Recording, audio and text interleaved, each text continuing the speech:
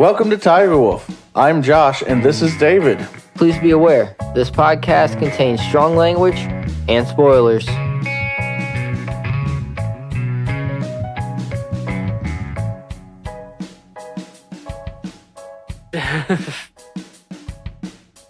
Horror. What the fuck did you just call me? Horror. You know, your favorite movie genre. I have yet to watch one yet.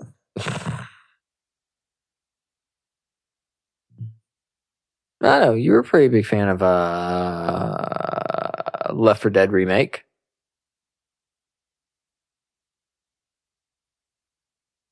Left 4 Dead? No. Left 4 Dead's a video game. It has deadites in it, okay? Oh, yeah, that wasn't horror, though. It was campy and gory, sure. And also... the remake was just more Oh, you're gore. talking about the Evil Dead movie. Yeah. Ash versus the Evil Dead was a really good series on Starz. And it was campy and like, not actually horror, but kind of. It was gory, which was nice. I don't really go for gory that much, but... Anyway. The Evil Dead remake was really good for a scary movie. I remember seeing it. Mm-hmm. Yeah, do you? Because I'm pretty sure you had your eyes closed for most of it. No. I saw most of it. I'm not a huge fan of gore. And that's literally like all that movie was. No. It was a lot of like fucking with people mentally too. You can use gore to do that. Yes. But like it was about unsettling them because they were going to die anyway. Except for Ash, who made it out. Because that's... This time it was a girl. Female. Yeah. Anyway, that's not what we're here to talk about. We're here to talk about the one you wanted to go see in the theater. Yep. Terrible idea, David. Oh, come on. I don't have the love for horror that you do. It was weak, so you should have been A-okay.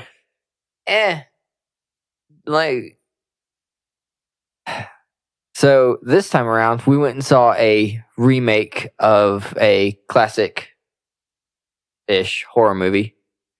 Pet Sedentary. Cemetery.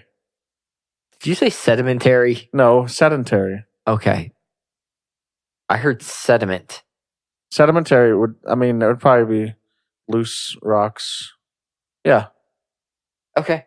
Anyway, you know, the place you go to bring your cat back to life, but not bring your cat back to life. The Pet Cemetery beyond it. Yeah, the Pet Cemetery is the warden of the path to... It's the church grim. Yeah, kind of. Or was the kid the church grim? The wall was the church grim. Okay. Huh. That's interesting, isn't it? Yep, a little bit.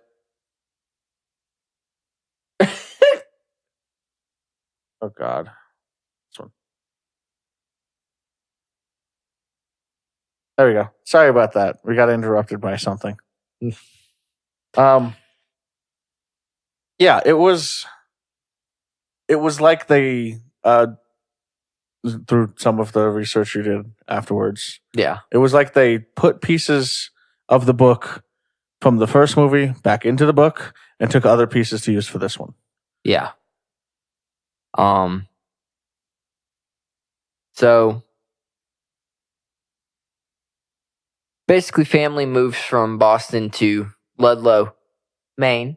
Yes, specifically Maine. There is a Ludlow, Massachusetts, and that was not it. There's no force like that in Ludlow, Massachusetts. So he says. I mean, I know. But they move there and, you know, things don't seem right off the bat. Oh, with the unsettling procession for the dog. Yeah. Yeah. But I will say the movie did do pretty well in subtly telling you what was going to happen. Oh yeah. Like the little oh bugger. Right after they pull into the driveway, truck. right past the driveway. Yeah. There was some other things too, like obviously the cat being reanimated, being the people being reanimated. What was the other thing I mentioned earlier? The how they were trying to talk to her about death. Oh, right. And then they had some parental disagreement on how to talk to their child about death when the cat died. No, prior. What? Who? She asked why cats die before people. Right, why pets die before people. That's right. Because of the possession of the dog. Right. Which was also like, I mean, it's all like steady dominoes escalating. Yeah, it was somebody went tink and just watched them fall. It is a retelling of the original story. It's not terrible. I think I would have enjoyed it more had they actually used the Wendigo, whatever. Yeah. It was a story that was told. It wasn't particularly great. It wasn't awful. It wasn't bad. It was a okay movie. There was nothing that really stuck out about it. Everything was exactly kind of how you expected to play out. Yeah. I haven't seen. I don't remember watching the original one at all. So like it was all new to me, and it was still very blasé. It wasn't. Yeah, it wasn't. It wasn't even like excellent execution on a predictable story. Yeah. The acting was pretty good.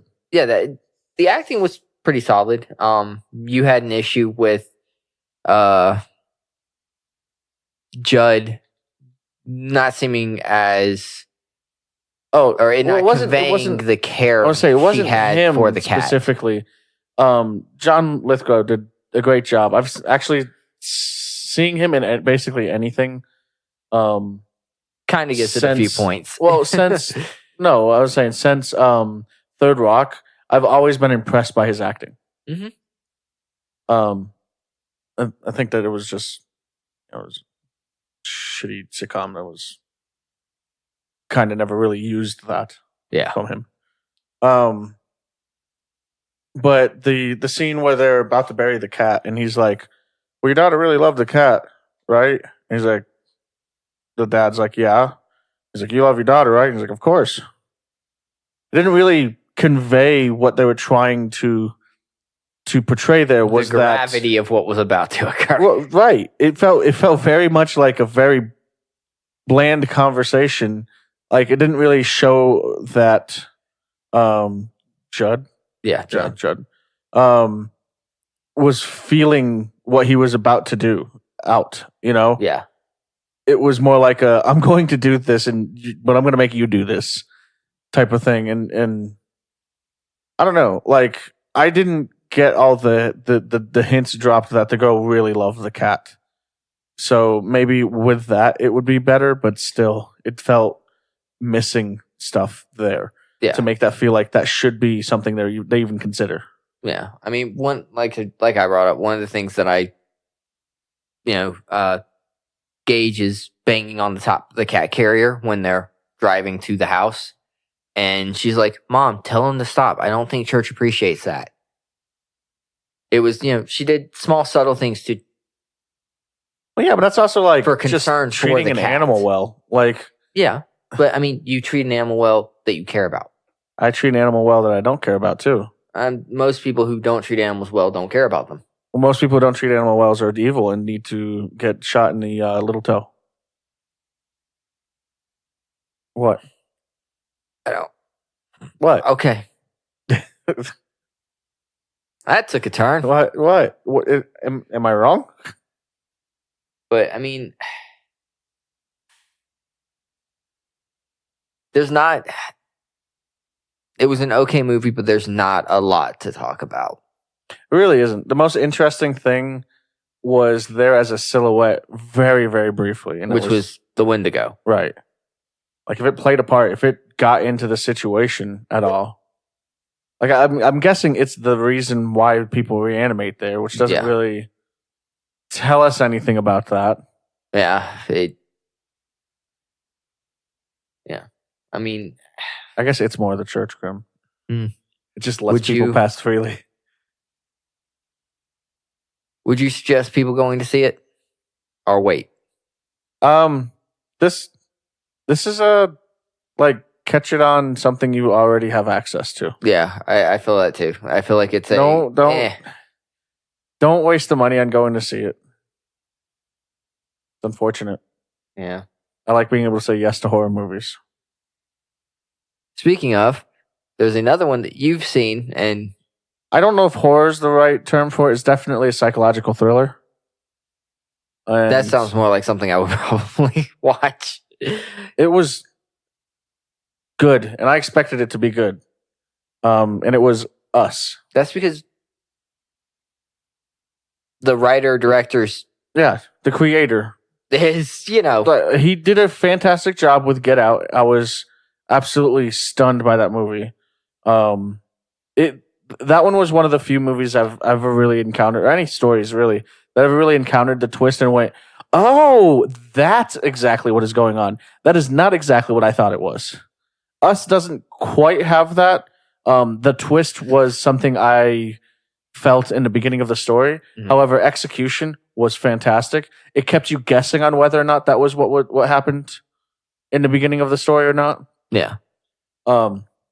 And that is, for all you spoiler-seeking people out there, those who don't care about spoilers.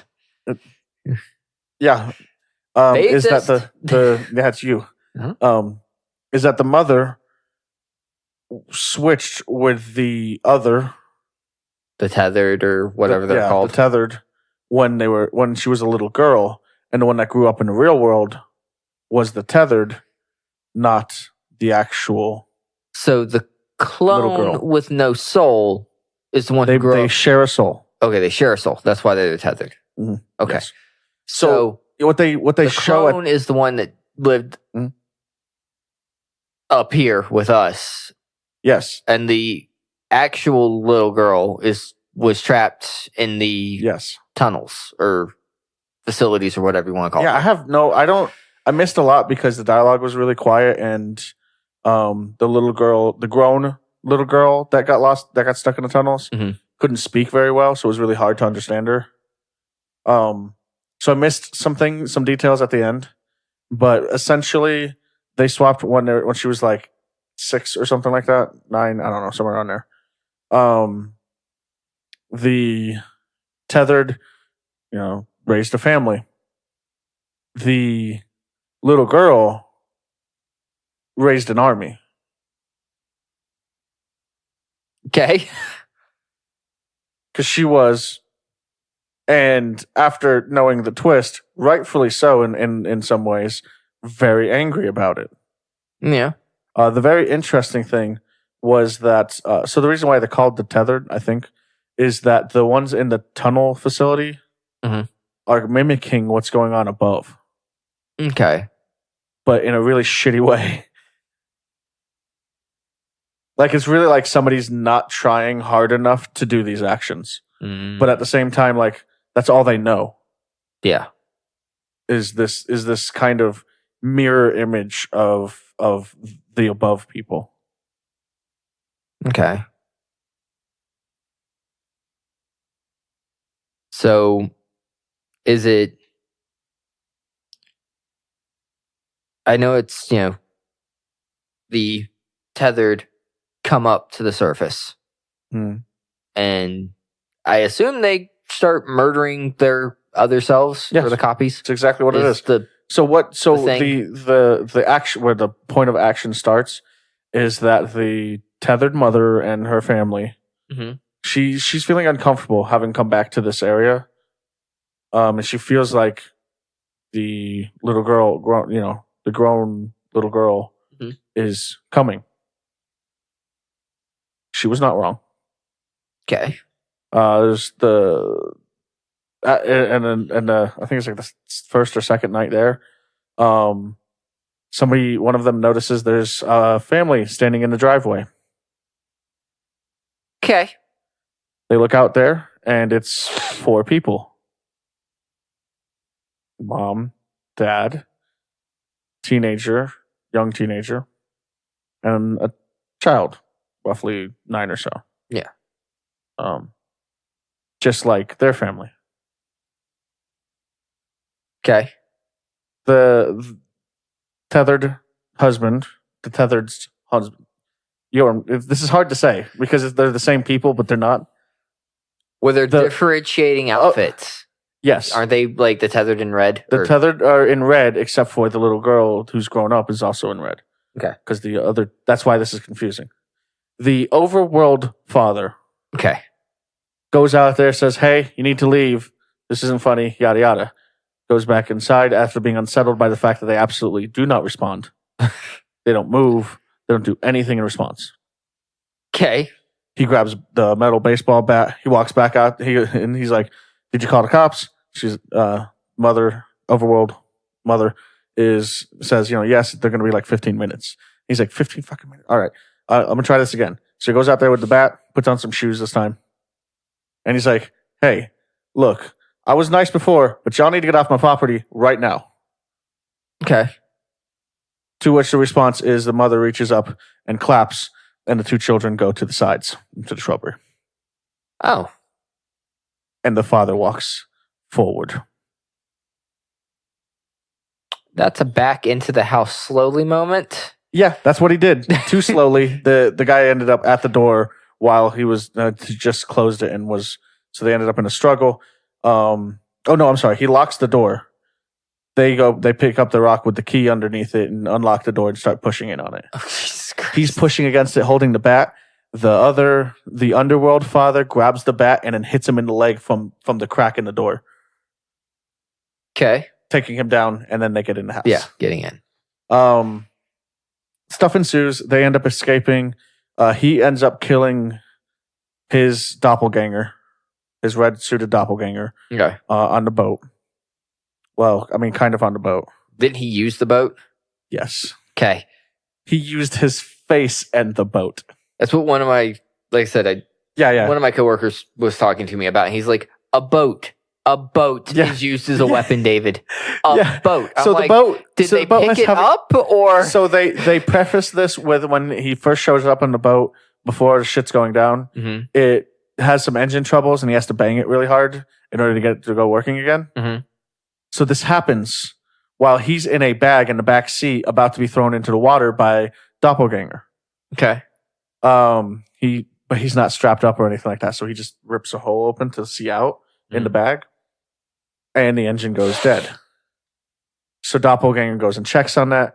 He rips out of the bag from right next to him, rips out of the bag, goes and grabs the bat. And then just as he's coming back to the back end of the boat with the bat, that was a lot of B words. The doppelganger looks back and gets thwacked in the head. But his foot gets caught on a life preserver. Okay. Boat starts going again suddenly. So dad falls off the boat. Okay. And gets grabbed. It starts swimming back. The boat comes back around with doppelganger on it. Okay. Eventually. And I'm sorry. Without the doppelganger on it. The engine dies again, not that far from him. So he's like, all right. Swims to the boat, climbs up. As he's standing. See, he stopped on the threshold. That was the problem here. He had one foot on the backside of the boat, outside outboard. Yeah. And one foot inboard. And was leaning against the engine, panting because it was, he had to make sure he got to the boat before it started going again. Mm-hmm. And then he got grabbed by the leg, and doppelganger climbs up and starts trying to stab him with his scissors. Yeah. They all have scissors. I don't understand there's symbolism there for cutting the tether. That's the only thing I can figure for the scissors. Okay. Which is good, strong symbolism. I liked it. He's holding him back, but it's getting worse. Like it's getting because he's got one hand trying to stab him, the other hand on the back of his head trying to push his head towards the scissors. Yeah. So he just goes boosh and hits the engine with his face, and then the engine tuts back on, and dude falls out into the blades of the engine. Okay. Yeah. That's after the weak start for the fight with him, like that was good. okay. I was like, oh God, okay, he made it through this. Okay. He made it. Yeah. What about the rest of the family? The rest of them, they got away. Like easily put, they juked them or what have you and got away from the rest of them. But it was all one-on-one. Okay. And so they, just as they get away, he starts honking the boat as he's arriving. They all jump in the boat. They go to their friend Josh's place. Okay. Get there right after Josh and his family are killed by their doppelgangers. See, at first, the only indication is that it's going to be her. And then it was her family. It's like, okay, then it's her family. So it's her, directly connected to her. Yeah. That's interesting. And then it turns out that it's apparently literally everywhere. Oh.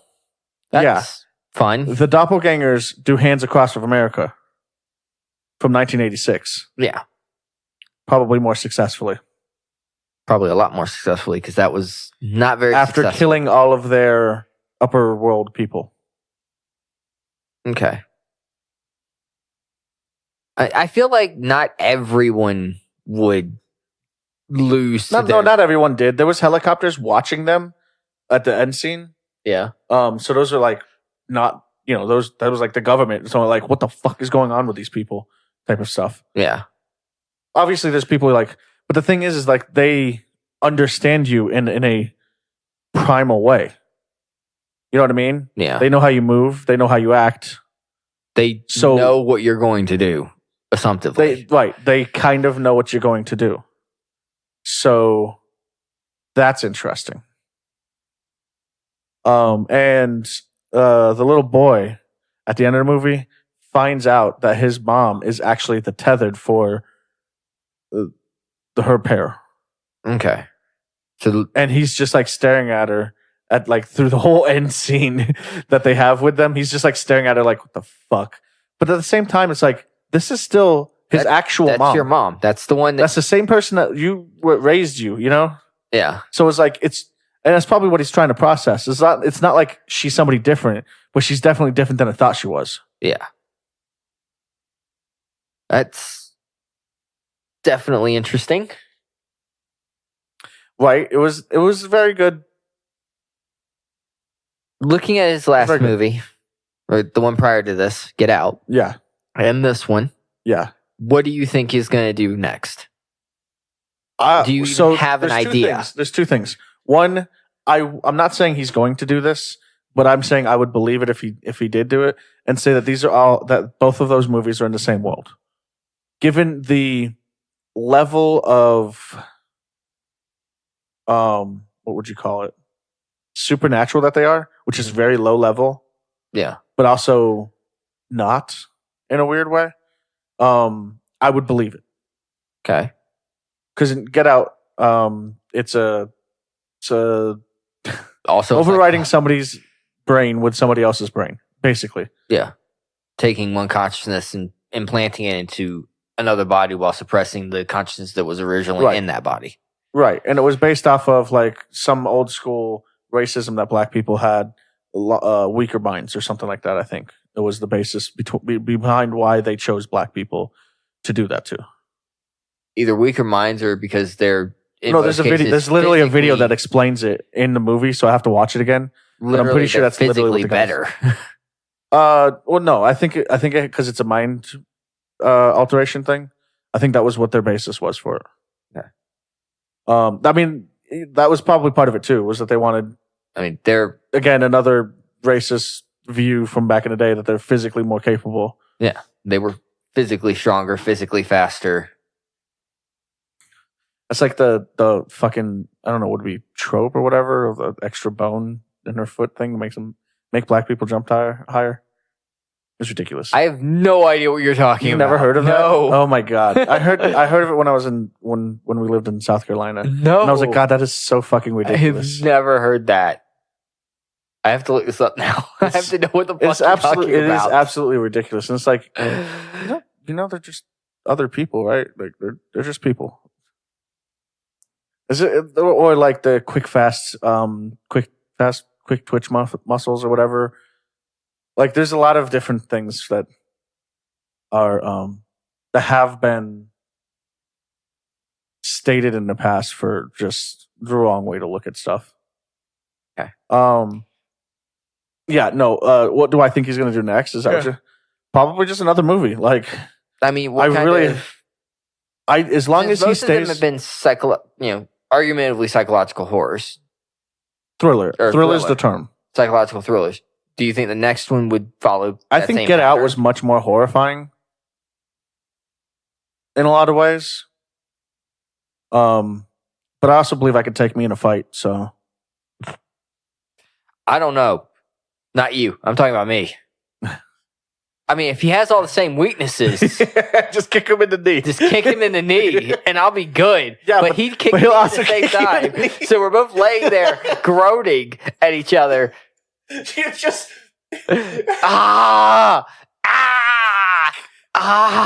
Your fiance would just walk out to both of you just in pain, chatting about comic books to each other. You're an asshole. No, you're an asshole. What the fuck? I think it'll be another good psychological. See, my favorite thing is that it's unsettling, right? Mm-hmm. Get Out was way more unsettling, but I also went in not knowing what to expect with it. No, Us was unsettling, and like it didn't go away. That was the best part about it, right? It wasn't just unsettling for this scene. It wasn't just unsettling for this because something's happening in the background. It was just an overall for both of these movies. Something's not right here. Or to quote a character, that's not okay. Yeah. What?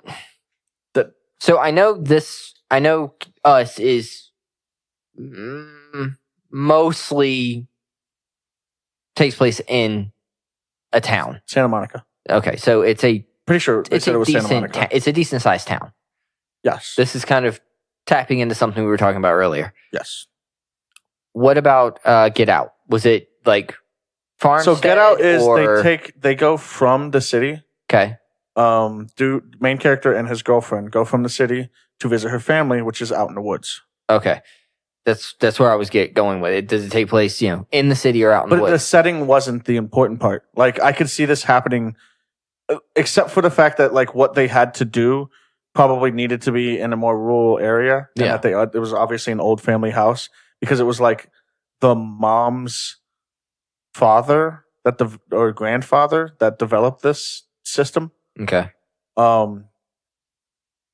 But like I could see it happening in the suburbs or something like that too. You know what I mean? So the setting wasn't so like Us was also out in the woods where they were, but they were at the beach earlier that day and stuff like that. So these stories that he's told so far, they don't hinge on an environment, specific environment. I think Get Out would have been harder to do in a more like I said, the suburbs or in suburb the or dense because of some of the things that go on, like the whole running scene that's in the trailer. Yeah, I think would have been harder to bring the level of creepiness that came with that because that was severely unsettling to see because you're just like, what the fuck? What the fuck? What the fuck? What the fuck? What the fuck? Like, it's just that whole train of thought of just WTF, WTF, WTF. Like, what the fuck is going on? Why is he doing this? What the fuck? What? Why? Why? And then he just veers off, and it just adds more questions of what the fuck is going on. It was, dude, like, it was, and that was like that whole movie. Like, that whole movie for Get Out was just like, the fuck? What the fuck? Like, there was that whole time in my brain was just a giant, what the fuck is going on?